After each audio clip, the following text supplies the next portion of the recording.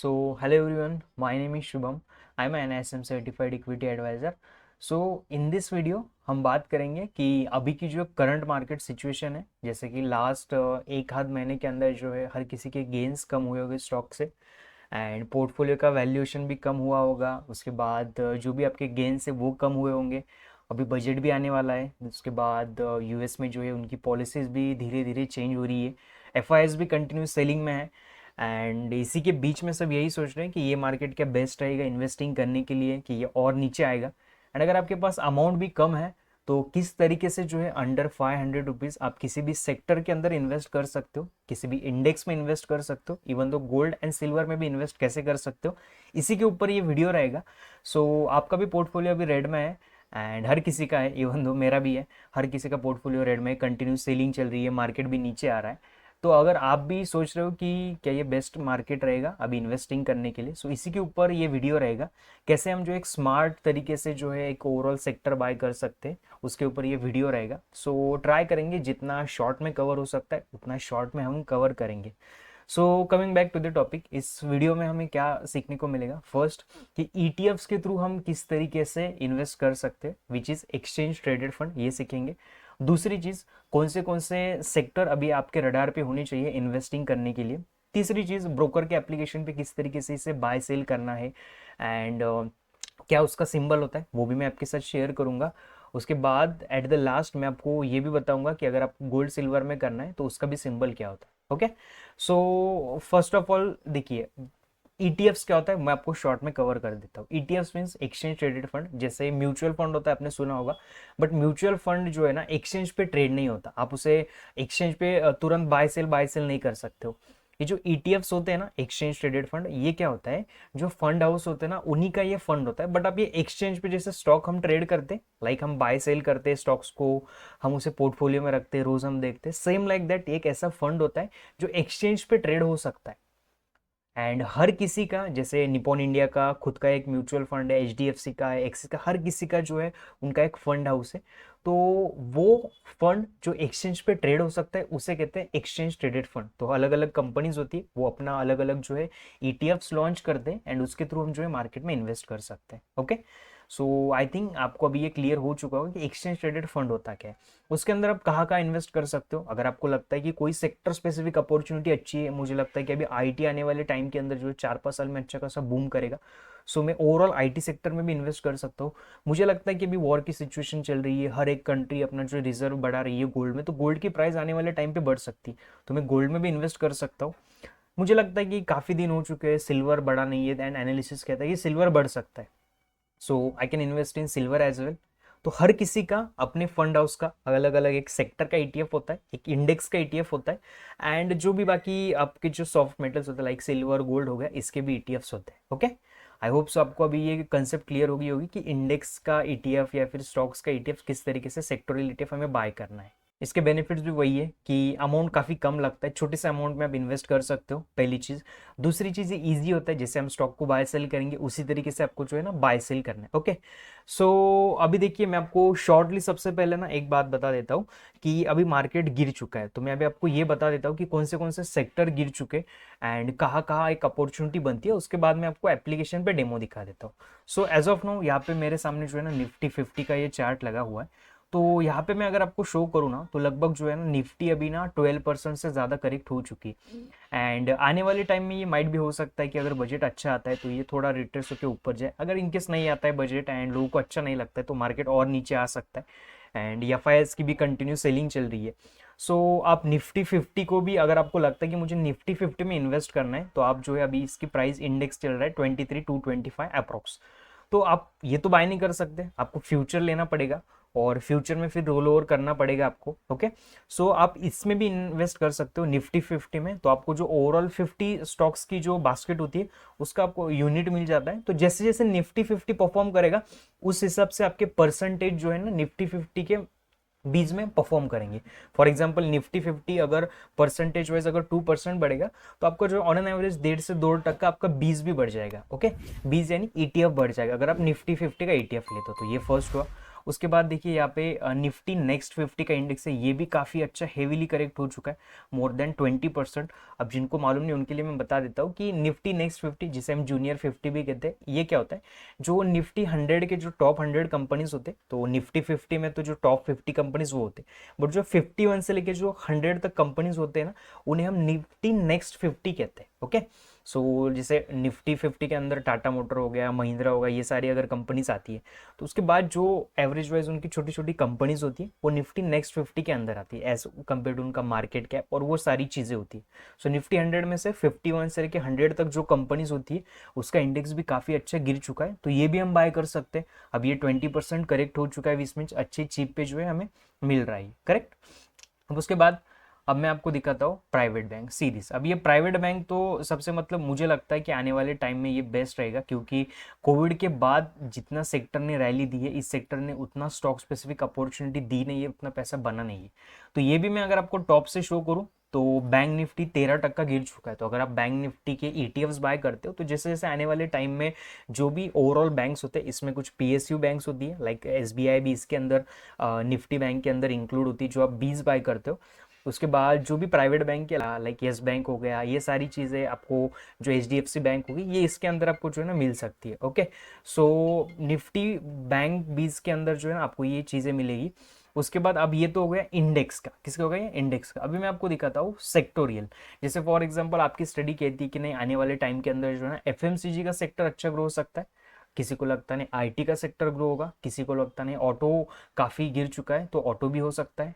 सो अगर आपका sectoral analysis अच्छा है एंड अगर आप किसी स्टॉक पे या फिर किसी सेक्टर पे अगर आप बुलिश हो स्पेसिफिक, ओके, सो आप उसका भी बाय कर सकते हो। एफएमसीजी है, एफएमसीजी भी अगर मैं आपको टॉप से दिखाऊं तो ये लगभग जो है 16% करेक्ट हो चुका है, जिसमें आपका ब्रिटानिया हो गया, आईटीसी हो गया, ये सारी स्टॉक्स की कंपनीज इसके अंदर आती है। उसके बाद अगर मैं आपको दूसरा सेक्टर दिखाऊं तो पीएसयू बैंक है। अगर आपको लगता है कि पीएसयू बैंक में भी रैली अच्छी खासी आ सकती है, अभी ये 25-26 का भी ये गिर चुका है, तो जो बस पीएसयू सेक्टर्स होता है उसके भी आप 20 बाय कर सकते हो। सो जो भी गवर्नमेंट की कंपनीज होती है बैंक के अंदर, लाइक एसबीआई हो गया और सारी चीज़ें, तो वो भी आपको सेपरेट एक इंडेक्स मिल जाएगा, उसमें भी आप इन्वेस्ट कर सकते हो। उसके बाद ऑटो इंडेक्स, ऑटो इंडेक्स के तो इस बार रिजल्ट भी इतने मतलब सरप्राइजिंग नहीं थे, सो एज एक्सपेक्टेड नहीं था। ये भी इंडेक्स जो है 20% गिर चुका है, करेक्ट हो चुका है। सो इसके अंदर भी आप जो है ना एक अच्छे खासे अपॉर्चुनिटी आप ढूंढ सकते हो, इसके अंदर भी अच्छी अपॉर्चुनिटी मिल जाएगी। ऑटो के भी जो है ईटीएफ्स हमें मिल जाते हैं। उसके बाद निफ्टी मेटल, निफ्टी मेटल का भी अच्छा खासा ये गिर चुका है, 22% से ये इंडेक्स गिर चुका है।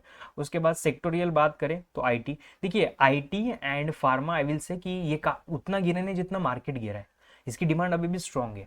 सो आई स्टिल रिमेंबर कि जो मेरा फोलियो था उसके अंदर भी मैंने ये ऐड किए थे। सो यहाँ पे मैं लगा तो मैं आपको स्क्रीनशॉट भी स्क्रीन पे डाल देता हूँ, तो आपको और समझने में इजी हो जाएगा। सो निफ्टी आईटी के अंदर मैंने भी इन्वेस्ट किया था, I think so might be 30 या 35% का कुछ तो भी रिटर्न चल रहा है, लेकिन मैंने 1 साल पहले इन्वेस्ट किया था। ओके, सो ये कोई ट्रेडिंग नहीं कर रहा हूँ मैं, जैसे ट्रेडिंग में हम करते हैं 2-3 महीने में हमने 15-20% निकाल लिया स्टॉक में से। सो आई डोंट लाइक कि जितना है उतना मैं आपके साथ शेयर करता हूँ सारी चीज़ें। 1 साल पहले मैंने इन्वेस्ट किया था। ओके, सो उस तरीके से ये बना, आईटी के अंदर मैंने बनाया था। उसके बाद आईटी इंडेक्स के बाद दूसरा इंडेक्स है फार्मा इंडेक्स।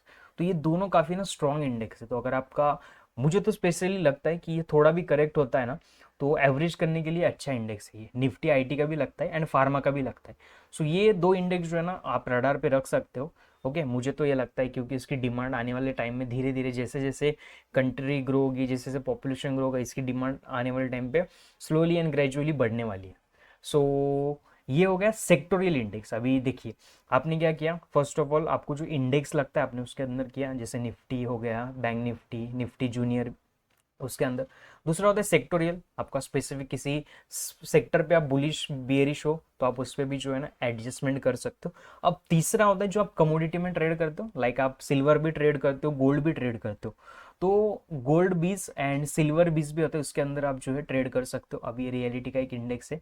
सो अब देखिए ये गोल्ड का चार्ट है। ओके, 79,000 अभी ये चल रहा है, ये अभी ये जो भाव आपको शो हो रहा है ना, ये 10 ग्राम का भाव है। ओके, मोटा मोटा 80,000 रुपये पकड़ के चलिए आप। आप जो है, आपको लगता है कि आने वाले टाइम में सिल्वर गोल्ड अच्छा खासा परफॉर्म कर सकता है, कंटिन्यूसली डिमांड में आ रहा है एंड रिजर्व, हर एक कंट्री अपना रिजर्व बढ़ा रही है गोल्ड के अंदर। आप जो है ना गोल्ड का भी 20 बाय कर सकते हो, ईटीएफ बाय कर सकते हो। ये तो अंडर आई थिंक 99 या 100 के नीचे ही है, 60 या 70, ये भी मैंने ऐड किया था। आप इसमें भी इन्वेस्ट कर सकते हो गोल्ड के अंदर। उसके बाद दूसरा इंडेक्स होता है सिल्वर। इस पे भी हमने वीडियो बनाया था कि ये आने वाले टाइम पे जा सकता है ऊपर। आपको सिल्वर में भी इन्वेस्ट करना है तो आप सिल्वर का भी ईटीएफ जो है ना आप ऐड कर सकते हो। एज ऑफ नाउ अगर मुझे लगता है कोई सेक्टर अच्छा है तो ऑटो बीज के अंदर जो है हम 25% से एवरेजिंग स्टार्ट कर सकते हैं, थोड़ा थोड़ा एक्यूमुलेट कर सकते हैं। प्राइवेट बैंक जिन्होंने उतना परफॉर्मेंस दिया नहीं जितना बाकी इंडेक्स ने दिया, तो वो भी आप रडार पे रख सकते हो।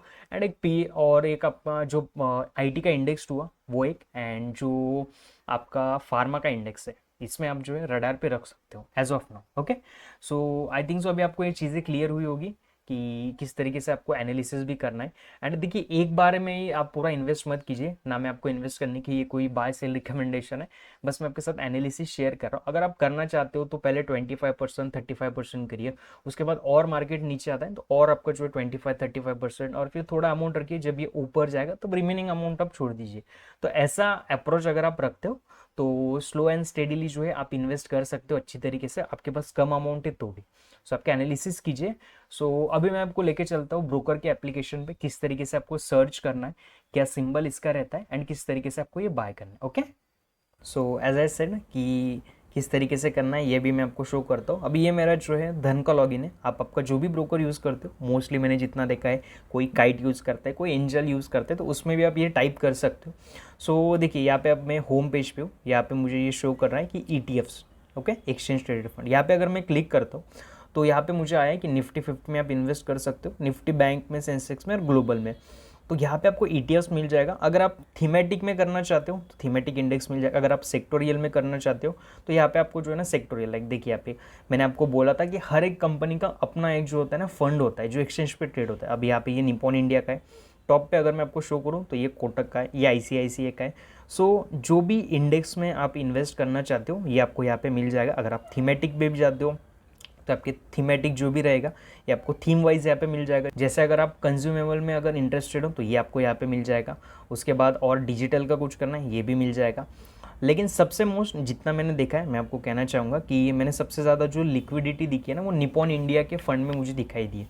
तो उसका फंड कैसे सेलेक्ट करना है, देखिए अब यहाँ पे अगर आप जाते हो तो यहाँ पे आपको सर्च करना है, कोई भी सेक्टर आप टाइप कीजिए, उसके सामने आप 20 लगाइए। क्या लगाइए? 20। अब जैसे मुझे गोल्ड में इन्वेस्ट करना है तो मैं यहाँ पे टाइप करूँगा गोल्ड 20। ओके, अब देखिए यहाँ पे गोल्ड 20 आया, Nippon India ETF means exchange traded fund. यहाँ पे अगर मैं क्लिक करता हूँ, सी प्राइस क्या चल रही है, 66 रुपीज़ 66।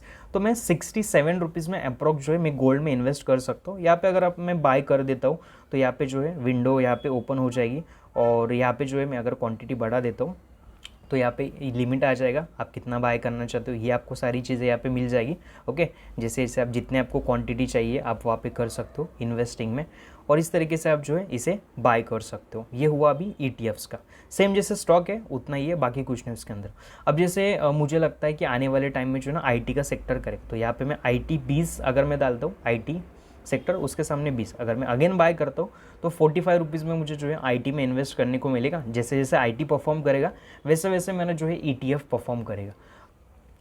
अब यहाँ पे मैं डालूँ निफ्टी नेक्स्ट 50 20। ओके, तो यहाँ पे देखिए आप निपॉन इंडिया अभी जो है हमने बात की थी 51 से लेकर 100, अब ये इसके अंदर भी जो है आप ये बाय करते हो तो यहाँ पे ये बाय आ जाएगा। ओके, बस ये 695 का इतना एक है। बाकी अगर आप नॉर्मल भी प्राइवेट बैंक भी करते हो, यहाँ पे मैं आपको शो करता हूँ, बैंक 20 शो करता हूँ, इसके अंदर दोनों बैंक्स आ जाएंगे। बैंक 20 तो यहाँ पे आप देख सकते हो बैंक 20 अभी चल रहा है 497। तो जैसे जैसे बैंक निफ्टी बढ़ेगी वैसे वैसे ये सेक्टर परफॉर्म करेगा। ओके, इस तरीके से जो है आप कर सकते हो। अब मैं आपको लास्ट में फार्मा भी दिखा देता हूँ। अगर मैं करता हूँ फार्मा 20 तो यहाँ पे आ जाएगा फार्मा 20, आप इस पर क्लिक करके जो है आप इस पर बाय कर सकते हो। अभी ये चल रहा है 22 रुपीज़ 50 पैसे। तो जैसे जैसे फार्मा परफॉर्म करेगा वैसे वैसे ये आपका ETF परफॉर्म करेगा in terms of percentage. Okay, I hope कि आपको ये सारी चीज़ें क्लियर हो गई हो। आपका जो भी ब्रोकर आप यूज़ करते हो वहाँ पे आपको एक सेपरेट सेक्शन मिल जाएगा ETF का, वहाँ पे आप देख लीजिए। नहीं मिलता है तो आप सिंपल जो भी सेक्टर है वो टाइप कीजिए, उसके सामने हम जो है 20 टाइप कर लेना, आपको जो है वहाँ पे आपका ETF मिल जाएगा। आई होप सो कि आपको क्लियर भी हो चुका होगा किस तरीके से बीज आपको बाय करना है, ईटीएफ बाय करना है। सो अगर आपको वीडियो पसंद आया तो लाइक कर देना एंड कमेंट भी करके बोलना कि आपको कौन सा सेक्टर एज ऑफ नाउ अच्छा लगता है इन्वेस्ट करने के लिए, कौन सा ईटीएफ आपके पास है या फिर आप बाय करना चाहते हो ये ईटीएफ। तो मुझे भी आइडिया आ जाएगा और कोई ईटीएफ्स में इंटरेस्टेड है तो, और हम जो है इसके अंदर डीप डाइव कर सकते हैं आने वाले टाइम में। सो आपके लेवल्स के साथ आप भी आपके स्टॉक्स होल्ड कीजिए, और कुछ मुझे अपडेट मिलता है तो मैं टेलीग्राम पे तो रेगुलर अपडेट करते रहता हूँ, तो वहाँ पे भी आप जो है अगर हो तो वेल एंड गुड, नहीं हो तो डिस्क्रिप्शन में लिंक दे देता हूँ, वहाँ से आप कनेक्ट हो जाना। एंड वीडियो अच्छा लगता है तो लाइक करके चैनल सब्सक्राइब करना, और प्रोफेशनल तरीके से सीखना चाहते हो तो बेल आइकन भी प्रेस कर देना, तो जो भी वीडियोस रेगुलर में अपलोड करता हूँ एवरी संडे, तो वो आपकी तरफ जो है पर्सनल तरीके से आती रहेगी। सो और कुछ मिलता है तो जल्दी ही मिलते हैं नेक्स्ट वीडियो में, तब तक के लिए थैंक यू सो मच।